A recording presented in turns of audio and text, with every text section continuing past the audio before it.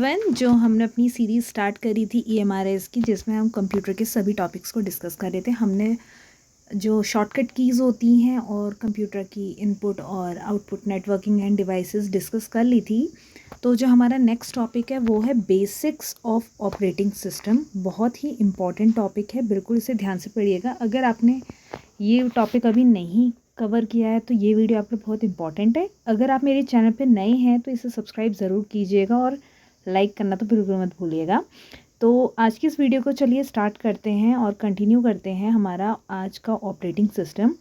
सबसे पहले जानते हैं कि ऑपरेटिंग सिस्टम होता क्या है। Operating system is a program which act as a interface between user and the computer hardwares. Computer में बहुत सारे हार्डवेयर्स होते हैं, बहुत सारी हार्डवेयर डिवाइसेस लगी होती हैं, तो उनके बीच में और एक यूज़र यानी कि जो हम हैं उसके बीच में एक इंटरफेस जो होता है उसको कहा जाता है ऑपरेटिंग सिस्टम। ऐसे बहुत सारे ऑपरेटिंग सिस्टम में जो कंप्यूटर्स में पाए जाते हैं, उनके अलग अलग नाम है।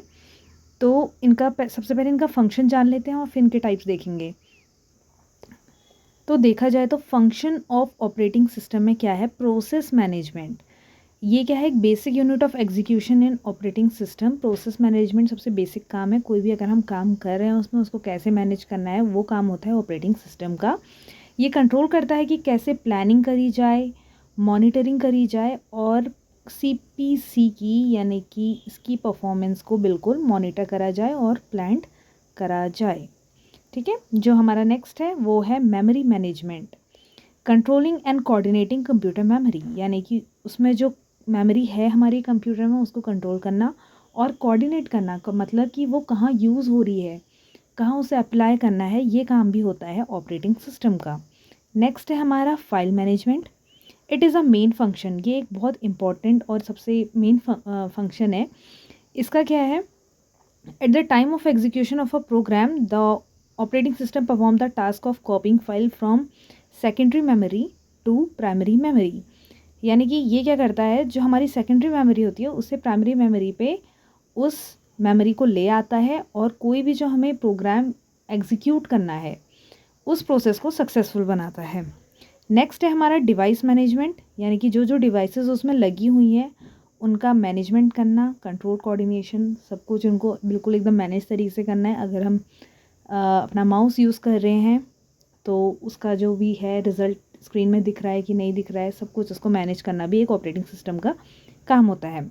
अब ये मैंने जैसे कि आपको बताया कि यहाँ पर ऑलरेडी रिटर्न है, it provides interface between connected devices.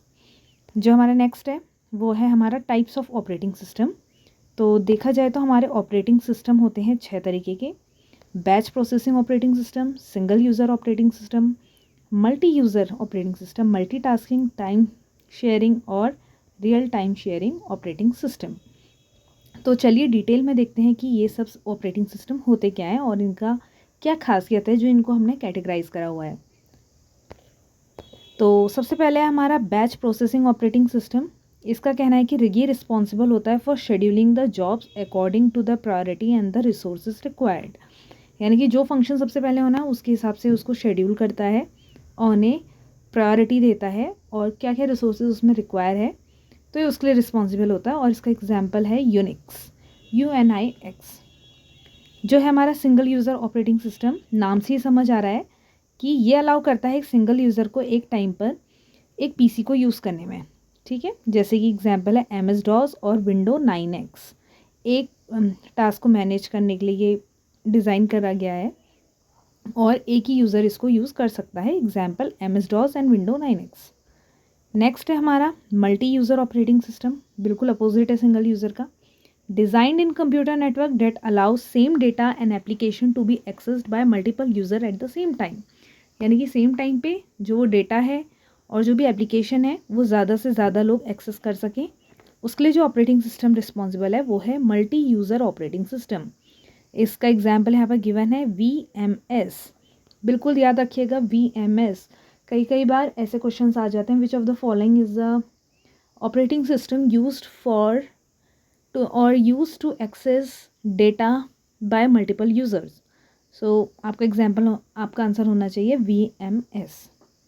हमारा जो नेक्स्ट है वो है मल्टीटास्कर ऑपरेटिंग सिस्टम। मल्टीटास्क का नाम से ही समझ आ रहा है, more than one process can be executed concurrently यानी कि बहुत सारे टास्क एक टाइम पे करे जाएं उसको कहा जाता है मल्टीटास्कर ऑपरेटिंग सिस्टम।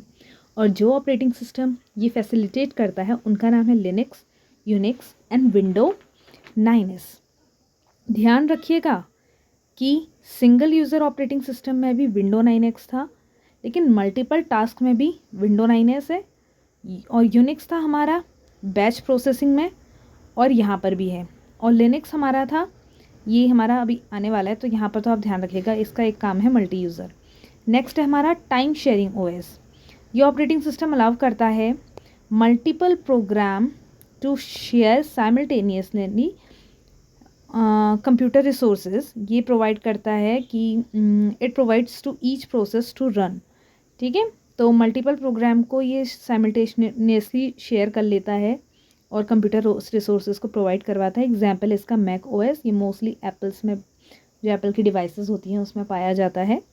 नेक्स्ट है हमारा रियल टाइम ऑपरेटिंग सिस्टम। ऊपर वाला टाइम शेयरिंग था, अब है रियल टाइम। जो रियल टाइम ऑपरेटिंग सिस्टम है ये कहता है कि ये डिज़ाइन करा गया है ताकि ये बिल्कुल प्री डिटरमाइंड टाइम पर रिस्पॉन्ड कर दे। और इसका एग्जांपल है लिनक्स। अगर पूछ दिया जाए रियल टाइम ऑपरेटिंग सिस्टम का एग्जांपल क्या है तो लिनक्स बोलेंगे। और अगर क्वेश्चन आ जाए कि मल्टीटास्कर ऑपरेटिंग सिस्टम इनमें से कौन सा है तो उसमें भी लिनक्स नाम होगा ही होगा। तो आपको एक मल्टीटास्कर वाले में थोड़ा ध्यान रखना है, लिनक्स, यूनिक्स और विंडो। तो आप इसको एक LUW करके भी कर सकते हैं याद, LUW। और चाहे तो आप इसको बिल्कुल रेक्टाफिकेशन मेथड से भी याद कर सकते हैं, कोई दिक्कत नहीं है। तो हमारा जो ऑपरेटिंग सिस्टम वाला पार्ट है उसमें बस इतने ही टॉपिक हैं जो मुझे लगता है कि इम्पॉर्टेंट है हमारे EMRS की पर्सपेक्टिव से। अगर आप चाहते हैं कि मैं ये सारे ऑपरेटिंग सिस्टम के जो एग्जांपल्स हैं इनको भी और डिस्क्राइब करूं और एक्सप्लेन करूं, इनके अंदर क्या क्या चीज़ें हैं, क्या क्या फ़ीचर्स हैं, तो प्लीज़ मुझे कमेंट बॉक्स में ज़रूर बताना। बट एग्ज़ाम पर्सपेक्टिव से इतना काफ़ी है। पर अगर आप चाहते हैं कि हाँ आप एक डीप नॉलेज लेके जाएं वहाँ पेपर में, तो आप मुझे कमेंट बॉक्स में ज़रूर बताइएगा। मैं आपको नोट्स भी प्रोवाइड करवा दूँगी और साथ ही साथ इसका और एक डिटेल वीडियो बना दूँगी। तो ये था हमारा आज का वीडियो, और नेक्स्ट टॉपिक आप क्या पढ़ना चाहते हैं वो भी कमेंट बॉक्स में ज़रूर बताइएगा। तो आज के लिए बस इतना ही, मिलते हैं नेक्स्ट वीडियो में। Thank you and have a nice day. अपनी तैयारी करते रहें, इस बार आपको सिलेक्शन पाना ही है, तो बेस्ट ऑफ लक। और बाकी सब्जेक्ट्स की भी तैयारी करते रहें साथ ही साथ। बाय।